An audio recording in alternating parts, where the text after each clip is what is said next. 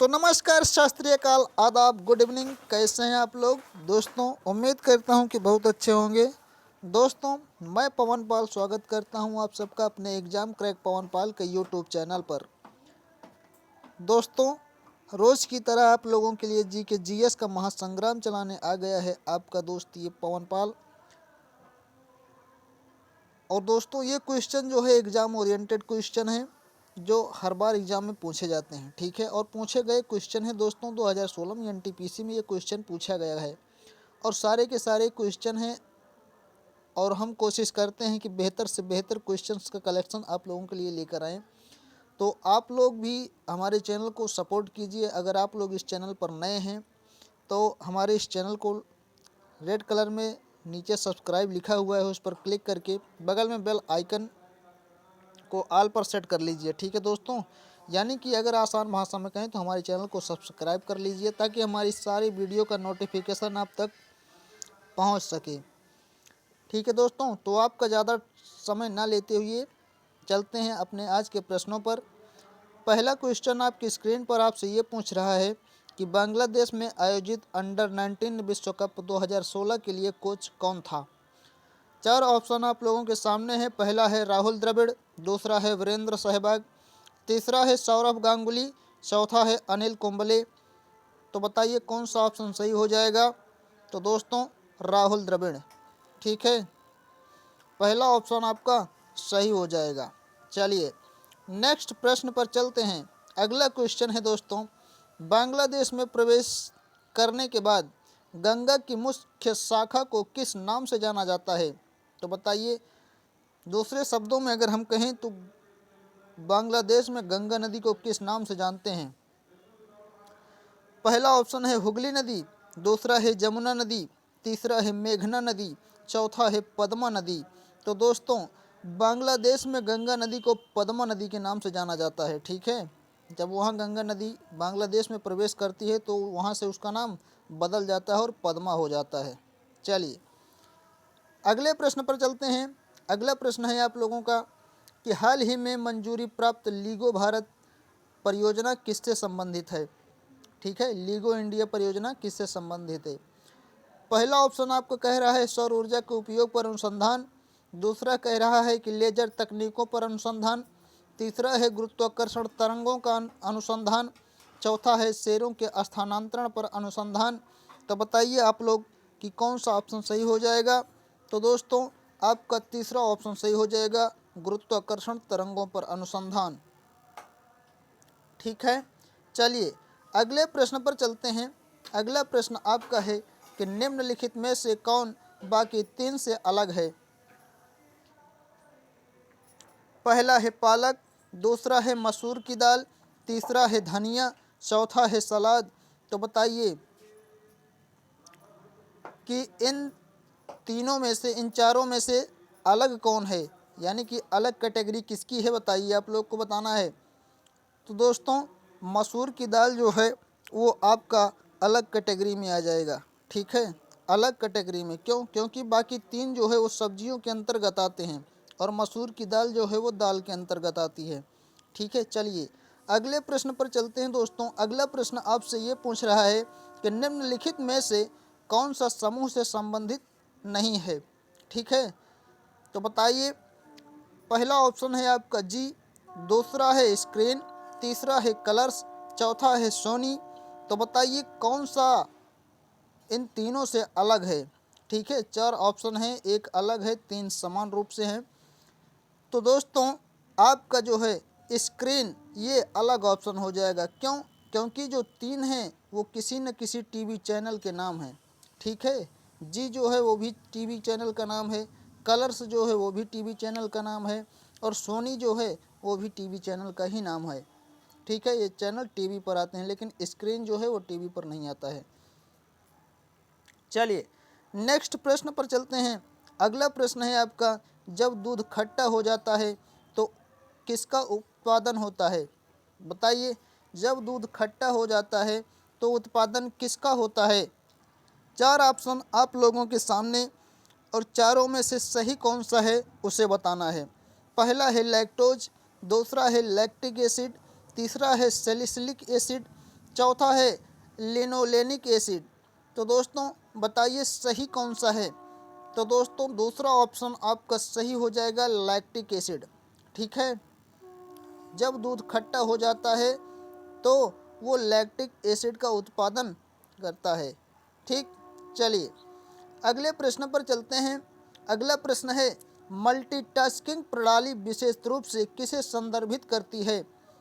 पहला ऑप्शन आपका कह रहा है कि एक से अधिक उपयोगकर्ता, दूसरा कह रहा है एक से अधिक प्रक्रिया, तीसरा कह रहा है कि एक से अधिक हार्डवेयर और चौथा ऑप्शन आपका बोलता है कि एक से अधिक आईपी पता।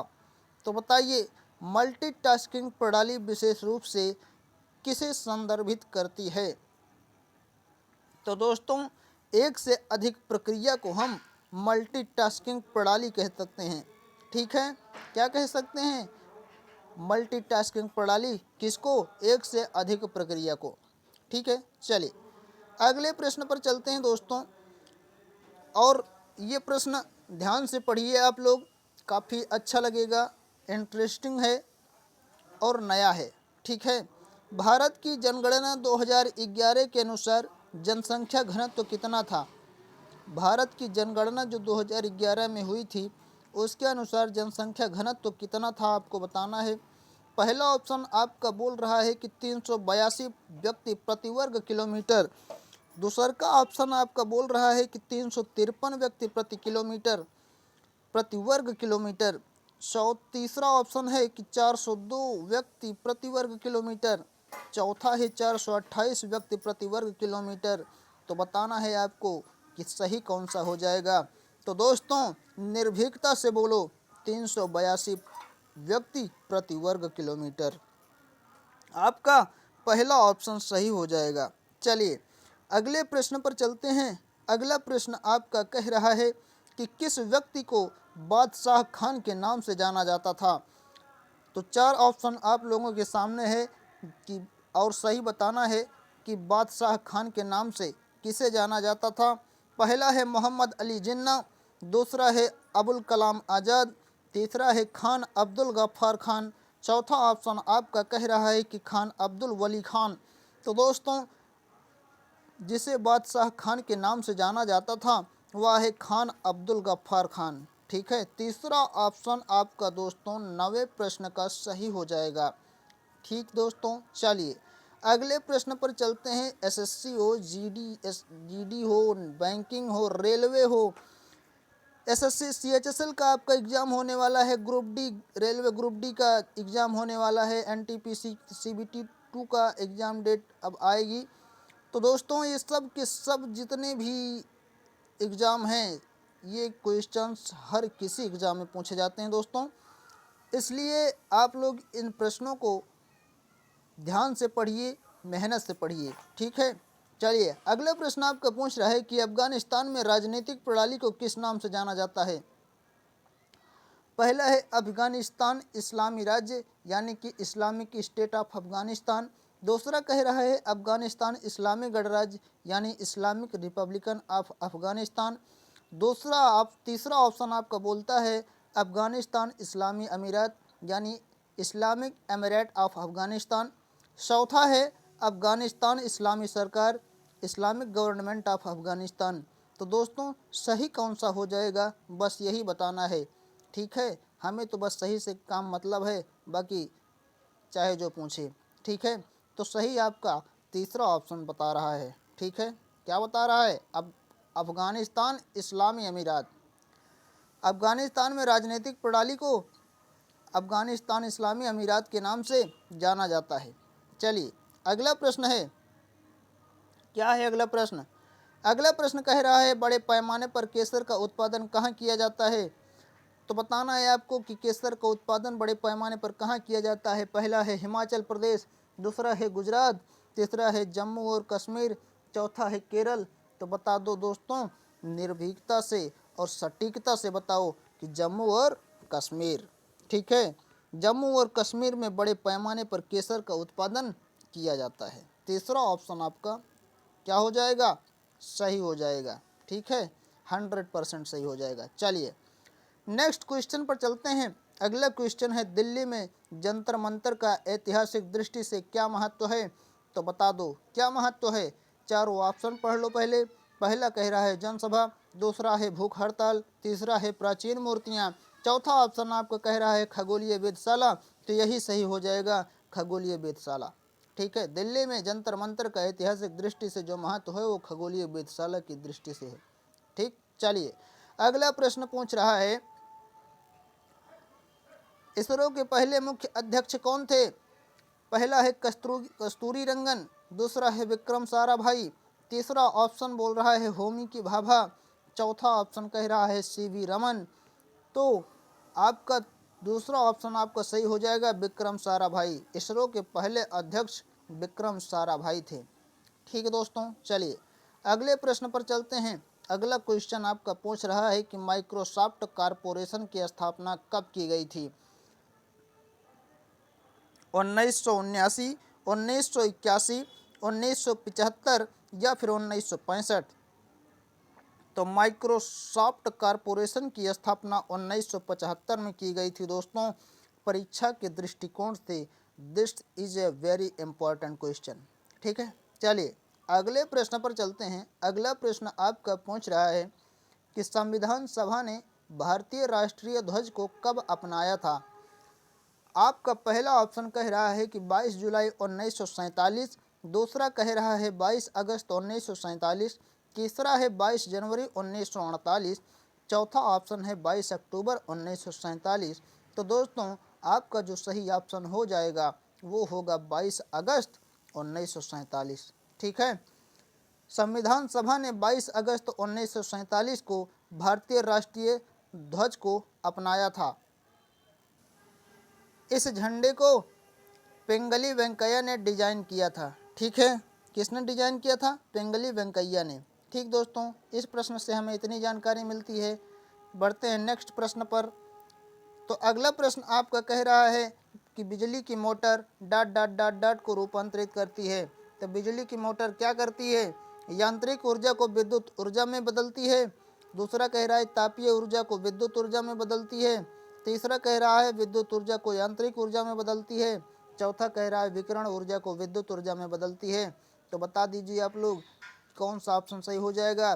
तो दोस्तों बिजली की मोटर जो है वो विद्युत ऊर्जा को यांत्रिक ऊर्जा में बदलती है। तीसरा ऑप्शन आपका सही है। दोस्तों बिजली की मोटर विद्युत ऊर्जा को यांत्रिक ऊर्जा में परिवर्तित करती है। यह विद्युत चुंबकीय बलाघूर्णों के सिद्धांत पर कार्य करती है। इसका उपयोग उद्योगों में एक आदर्श चालक के रूप में किया जाता है। ठीक है दोस्तों, इस प्रश्न से हमें इतनी जानकारी मिलती है।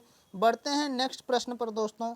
अगला क्वेश्चन आपका कह रहा है कि संयुक्त राज्य अमेरिका का लोकप्रिय यांकी स्टेडियम कहाँ स्थित है? तो बताना है आपको कि संयुक्त राज्य अमेरिका का लोकप्रिय यांकी स्टेडियम कहाँ स्थित है। पहला ऑप्शन आपका कह रहा है बोस्टन, दूसरा कह रहा है न्यूयॉर्क, तीसरा कह रहा है लास वेगास, चौथा कह रहा है वाशिंगटन। तो दोस्तों वो है दूसरा ऑप्शन आपका सही हो जाएगा, न्यूयॉर्क। ठीक है, क्या हो जाएगा? न्यूयॉर्क। चलिए अगले प्रश्न पर बढ़ते हैं।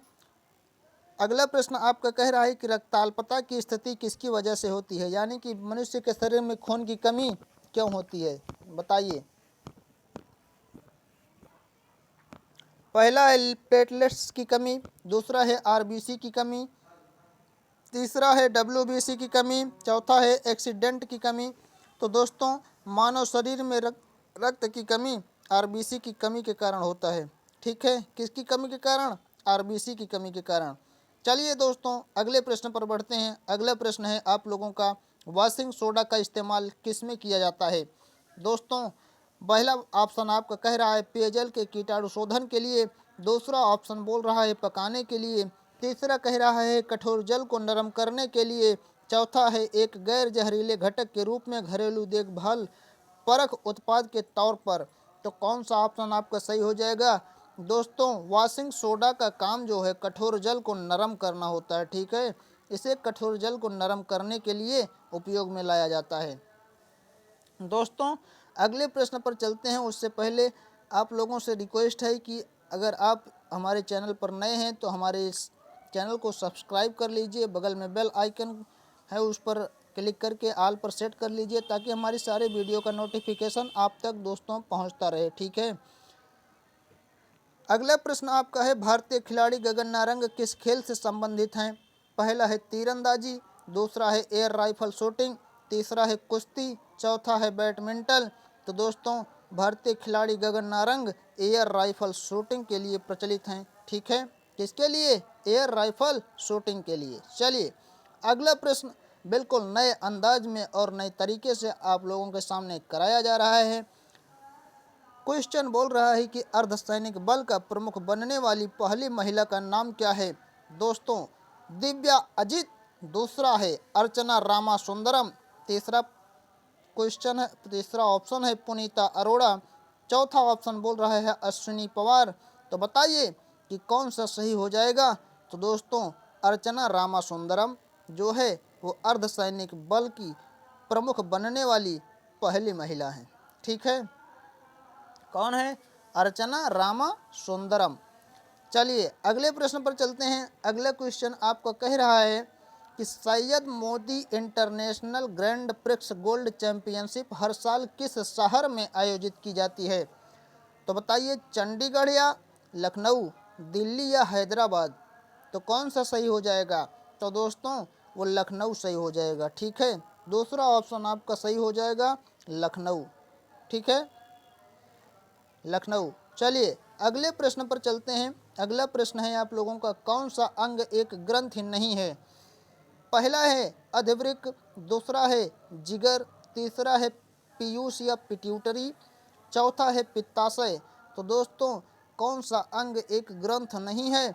तो पित्ताशय जो है वो कोई ग्रंथि नहीं है। ठीक है। चलिए अगला क्वेश्चन आपका कह रहा है कि जब कार एक मोड़ लेती है तो वह कौन सा बल है जो हमें बाहर की ओर धक्का देता है? तो दोस्तों जब कोई कार जो है वो वृत्ताकार पथ पर मुड़ती है तो अपकेंद्रीय बल, ठीक है, अपकेंद्रीय बल जो है उस पर कार्य करने लगता है। ठीक है। और वही बल जो है हमें बाहर की ओर धक्का देता है। ठीक है। जब कोई कार जो है वो वृत्ताकार पथ पर चलती घूमती है, ठीक है, जैसे कोई वृत्ताकार पथ है, इधर से ऐसे कार आ रही है इधर से, ठीक है, तो इस पर अब केंद्रीय बल लगेगा तो हम किस तरफ जो है धक्का देगी हमें? तो हमें इस तरफ धक्का देगी। ठीक है। चलिए नेक्स्ट प्रश्न पर चलते हैं। अगला प्रश्न आपका है कि पीला बुखार या पीत ज्वर मुख्य रूप से इंसानों के बीच किससे फैलता है? बताइए।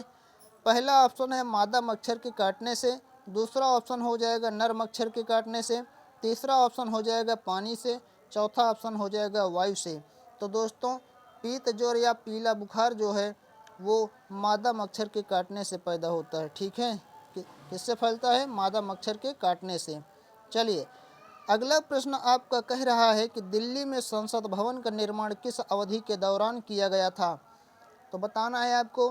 पहला ऑप्शन कह रहा है 1895 से 1900, दूसरा ऑप्शन कह रहा है 1901 से 1909, तीसरा ऑप्शन कह रहा है 1921 से 1927, चौथा ऑप्शन है 1931 से 1935 तक। तो दोस्तों तीसरा ऑप्शन आपका सही हो जाएगा 1921 से 1927 तक। ठीक है। कौन सा ऑप्शन सही हो जाएगा? तीसरा। चलिए अगला प्रश्न आप लोगों का कह रहा है कि प्रधानमंत्री किसके पदेन अध्यक्ष हैं? प्रधानमंत्री किसके पदेन अध्यक्ष होते हैं? CLRI, CSIR, इसरो या फिर DRDO। तो दोस्तों प्रधानमंत्री जो है वो CSIR के पदेन अध्यक्ष होते हैं। ठीक है। चलिए नेक्स्ट प्रश्न पर चलते हैं। अगला प्रश्न है आप लोगों का, केंद्र सरकार की नर्सरी स्कूल योजना किससे संबंधित है? पहला ऑप्शन कह रहा है युवा मन में पर्यावरण के प्रति जागरूकता पैदा करना, दूसरा कह रहा है नर्सरी स्कूलों में दाखिले को व्यवस्थित बनाना, तीसरा ऑप्शन है नर्सरी स्कूलों को नियमों के तहत लाना, चौथा ऑप्शन बोल रहा है बच्चों की सुरक्षा के बारे में जागरूकता पैदा करना। तो कौन सा ऑप्शन आपका सही हो जाएगा? यही पहला वाला। ठीक है। युवा मन में पर्यावरण के प्रति जागरूकता पैदा करना। चलिए अगला प्रश्न आपका कह रहा है 2015 में कुश्ती के लिए अर्जुन पुरस्कार से किसे सम्मानित किया गया था? दोस्तों 2016 में एनटीपीसी में पूछा गया ये प्रश्न है और 2015 का ये करंट अफेयर्स पूछा है कि 2015 में कुश्ती के लिए अर्जुन पुरस्कार से किसे सम्मानित किया गया था। पहला है बबीता कुमारी, दूसरा है अभिलाषा शशिकांत, तीसरा है यमुनम सनाथोई देवी, चौथा है एमआर पुअम्मा। तो दोस्तों बबीता कुमारी को, ठीक है, बबीता कुमारी को 2015 के लिए अर्जुन पुरस्कार से सम्मानित किया गया था कुश्ती खेल के लिए। चलिए आज का 30वां और आखिरी क्वेश्चन आप लोगों के सामने है। फायरवॉल के संबंध में विषम कथन का पता लगाएं। ठीक है, फायरवॉल के संबंध में जो है कौन सा कथन सबसे अलग है। फायरवॉल एक सॉफ्टवेयर हो सकता है, फायरवॉल एक हार्डवेयर हो सकता है, फायरवॉल सॉफ्टवेयर और हार्डवेयर का एक संयोजन हो सकता है, फायरवॉल आग से कंप्यूटर की सुरक्षा करता है। तो दोस्तों इसमें सबसे अलग जो है वो फायरवॉल सॉफ्टवेयर और हार्डवेयर का एक संयोजन होता है। ठीक है, तीसरा ऑप्शन आपका सही हो जाएगा। दोस्तों ये रहे हमारे आज के 30 मोस्ट इम्पॉर्टेंट क्वेश्चन। कैसे लगे आपको दोस्तों कमेंट करके ज़रूर बताइएगा। दोस्तों अगर ये क्वेश्चन आपको अच्छे लगे हैं, समझ में आए हैं, तो हमारे इस वीडियो को लाइक शेयर और सब्सक्राइब कीजिए और लोगों को भी इस चैनल से जोड़िए ताकि और लोगों को भी हेल्प हो सके। तो मिलेंगे नेक्स्ट वीडियो में और भी इम्पोर्टेंट प्रश्नों के साथ। तब तक के लिए दीजिए इजाज़त दोस्तों, धन्यवाद।